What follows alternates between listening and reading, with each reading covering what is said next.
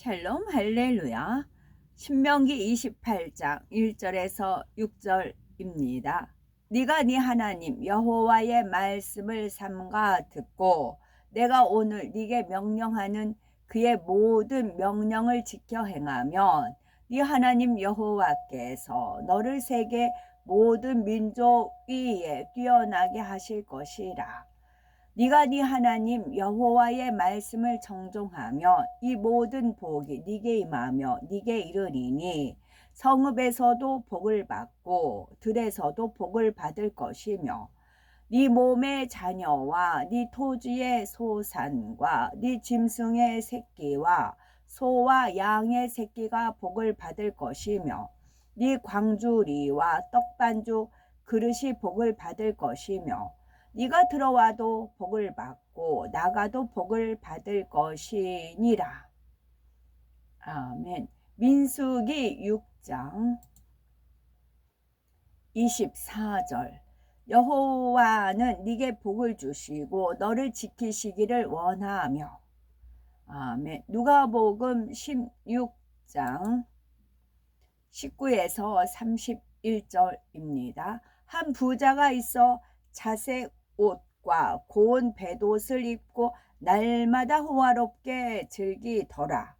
그런데 나사로라 이름하는 한 거지가 헌데 두성이로 그의 대문 앞에 버려진 채 그 부자의 상에서 떨어지는 것으로 배불리려 하매 심지어 개들이 와서 그 헌데를 핥더라. 이에 그 거지가 죽어 천사들에게 받들려 아브라함의 품에 들어가고 부자도 죽어 장사되매 그가 음부에서 고통 중에 눈을 들어 멀리 아브라함과 그의 품에 있는 나사로를 보고 불러 이르되 아버지 아브라함이여 나를 궁일이 여기사 나사로를 보내어 그 손가락 끝에 물을 찍어 내 혀를 서늘하게 하소서. 내가 이 불꽃 가운데서 괴로워하나이다. 아브라함이 이르되 예 너는 살았을 때에 좋은 것을 받았고 나사로는 고난을 받았으니 이것을 기억하라. 이제 그는 여기서 위로를 받고 너는 괴로움을 받느니라. 그뿐 아니라 너희와 우리 사이에 큰 구렁텅이가 놓여 있어 여기서 너희에게 건너가고자 하되 갈 수 없고 거기서 우리에게 건너올 수도 없게 하였느니라. 이르되 그러면 아버지여 구하노니 나사로를 내 아버지의 집에 보내소서. 내 형제 5이 있으니 그들에게 증언하게 하여 그들로 이 고통받는 곳에 오지 않게 하소서. 아브라함이 이르되 그들에게 모세와 선지자들이 있으니 그들에게 들을지니라. 이르되 그렇지 아니하니이다. 아버지 아브라함이여 만일 죽은 자들에게서 그들에게 가는 자가 있으면 회개하리이다. 이르되 모세와 선지자들에게 듣지 아니하면 비록 죽은 자 가운데서 살아나는 자가 있을지라도 권함을 받지 아니하리라 하였다 하시니라. 아멘.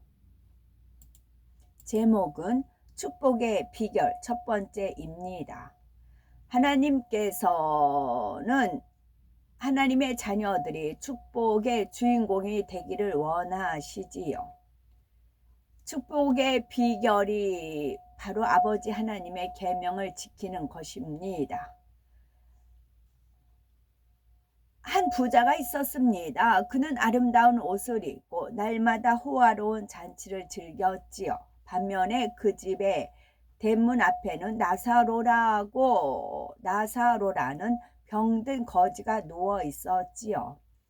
나사로는 부자의 상에서 떨어진 음식 부스러기로 줄임배를 채우곤 하였습니다. 헌데를 개들이 핥을 정도로 비참한 삶이었지요. 세월이 흐른 뒤에 부자도 죽고 거지도 죽었습니다. 그런데 그들이 죽은 뒤에는 상황이 완전히 바뀌었지요.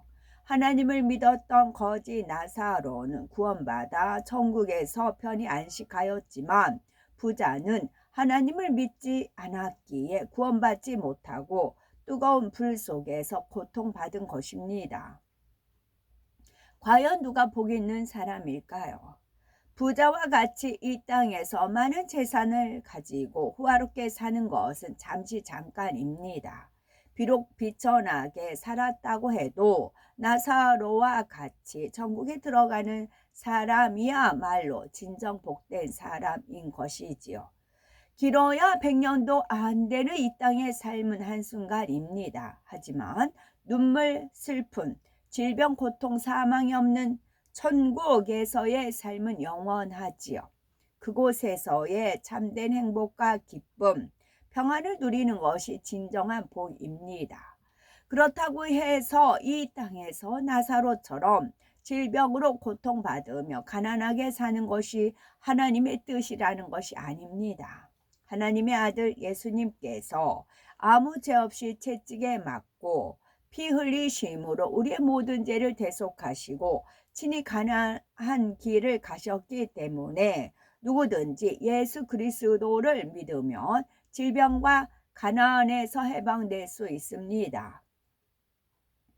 아버지 하나님께서는 사랑하는 자녀들이 영원히 잘 되는 축복을 받아 천국에 들어가는 것은 물론 범사가 잘 되고 강건한 축복을 받아 하나님께 영광 돌리기를 원하십니다. 민수기 6장 24에서 26절에 여호와는 네게 복을 주시고 너를 지키시기를 원하며 여호와는 그 얼굴로 네게 비추사 은혜 베푸시기를 원하며 여호와는 네 얼굴을 네게로 향하여 드사 여호와는 그 얼굴을 네게로 향하여 드사 평강 주시기를 원하노라 할지니라 말씀한 대로 하나님의 자녀로서 참 믿음을 소유하면 누구든지 이 세상의 온갖 위험과 재앙으로부터 지킴을 받는 것은 물론 진정한 축복을 누릴 수 있습니다. 시편 1편 1절에서 3절에 복 있는 사람은 악인의 꾀를 쫓지 않고 죄인의 길에 서지 않으며 오만한 자의 자리에 앉지도 않습니다. 오직 여호와의 율법을 즐거워하여 죄하로 묵상하지요. 이처럼 죄악을 버리고 하나님을 사랑하는 사람은 누구든지 하나님의 축복을 받아 만사가 형통한 것을 볼 수 있습니다.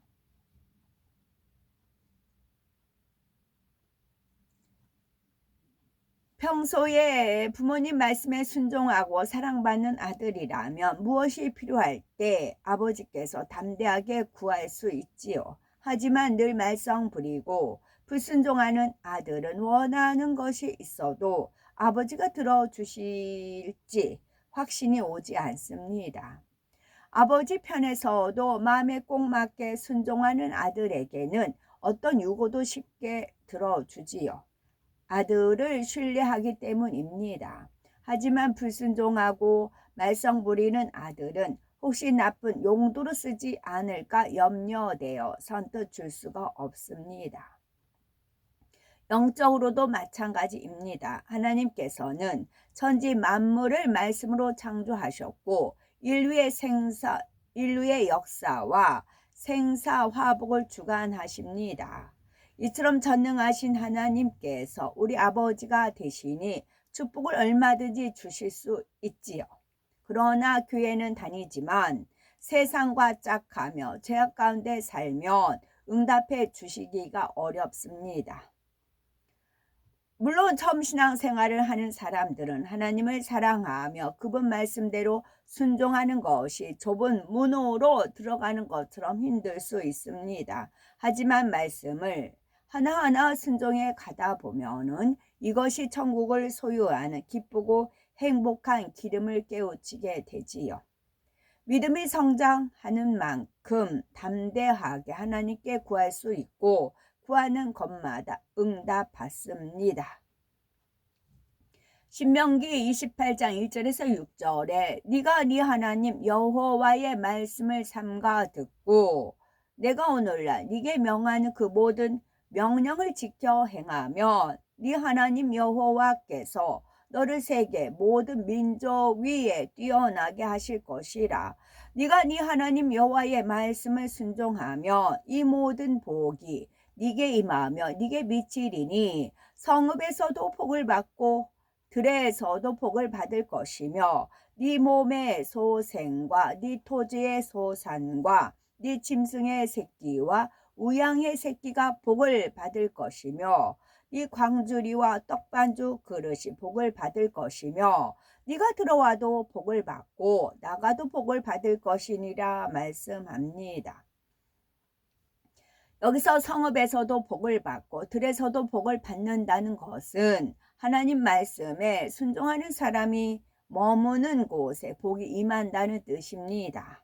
네 몸의 소생과 네 토지의 소산과 네 짐승의 새끼와 우양의 새끼가 복을 받는다는 것은 자녀의 복은 물론 사업터, 일터에 복이 임하고 모든 소유에 복이 임한다는 뜻이지요. 이 광주리와 떡반죽 그릇이 복을 받는다는 것은 소유가 넘쳐나므로 먹을 식물이 풍성할 것을 의미하며 네가 들어와도 복을 받고 나가도 복을 받는다는 것은 가는 곳마다 복이 임하며 범사가 형통할 것을 의미합니다. 이처럼 죄악을 버리고 하나님을 사랑하여 오직 순종함으로 이 땅에서 축복받을 뿐 아니라 천국에서도 해와 같이 빛나는 축복의 주인공이 되어야 되겠습니다. 현저한 육체의 일이란 누가 보나 악하고 추하다고 느껴지는 행위로 구원받지 못하는 육체의 일을 말합니다. 갈라디아서 5장 19에서 21절에 육체의 일은 현저하니 곧 음행과 더러운 것과 호색과 우상 숭배와 술수와 원수를 맺는 것과 분쟁과 시기와 분냄과 당 짓는 것과 불리함과 이단과 투기와 술 취함과 방탕함과 또 그와 같은 것들이라. 전에 너희에게 경계한 것 같이 경계하노니 이런 일을 하는 자들은 하나님의 나라를 유업으로 받지 못할 것이요 라고 말씀하고 계십니다. 아멘.